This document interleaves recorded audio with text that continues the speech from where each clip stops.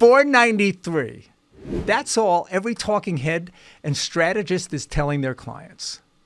The Mag 7 is dead. Pile into the other 493 stocks in the S&P 500. For starters, the Mag 7 is nuanced, and it's time to stop treating every one of them the same. They each have different business models, and yes, as a group, most are underperforming the broad market this year.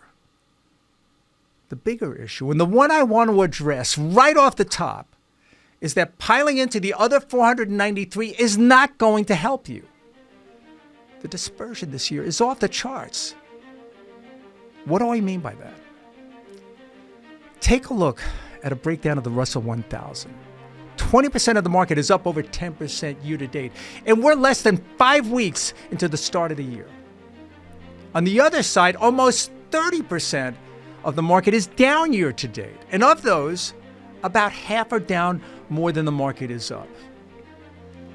Make no mistake, a shotgun approach to the market this year is not going to cut it. That means if you're just throwing money at the broader market, you could just as easily be catching a falling knife as riding a winner. This is not a year where beta alone is going to bail you out. Stock picking matters, sector rotation matters, and staying ahead of a news cycle that does not sleep are absolutes for 2025. Welcome to The Money Runner. I'm David Nelson.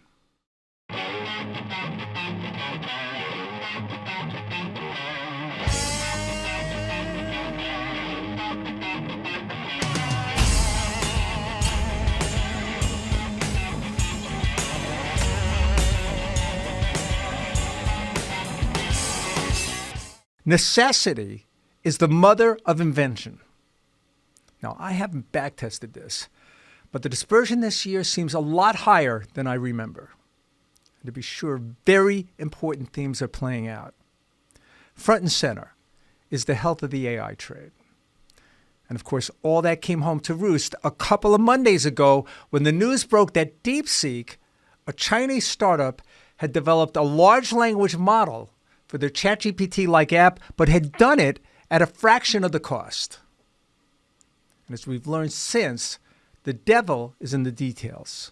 And it is likely that DeepSeek paid a lot more money than they revealed. We may never know the true answer, but the key point is that the model is a good one and has been verified by some of the brightest AI engineers on the planet. And as I mentioned in my post earlier this week, All-In Podcast member and tech guru Chamath Palihapitiya said the following about DeepSeek. Necessity is the mother of invention. And DeepSeek, headed by Liang Wenfeng, may have found a way around using NVIDIA's proprietary programming language, CUDA. Additionally, as AI transitions from training to inference, the dispersion gets even wider. Application-specific integrated chip stocks, or ASIC, are suddenly outperforming even NVIDIA, the poster child of artificial intelligence. Software has taken on a leadership role. As the AI trade moves from the build-out of infrastructure to the next phase of applications, including a rollout across the entire industrial complex. The market cap weighted indices are at a disadvantage. Take a look at the top 10 stocks by market cap. Of those, about 10 trillion in market cap aren't pulling their weight. You know the names: Apple, Microsoft, Tesla, NVIDIA. Alphabet gave up a lot of ground on Wednesday, and at least as of Thursday evening, Amazon's quarter is giving investors pause. Meta is the sole hyperscaler that seems to be translating CapEx spending into a return on investment. Meta's investments in AI are driving increased ad revenue. That's why the stock's up. Will these giants turn it around? Of course they will. But for you and me, this is a time to take advantage of an opportunity to make money without parking all the capital in a select few names. Yes, the broadening is happening, but fundamentals matter, and the tide is not lifting all boats.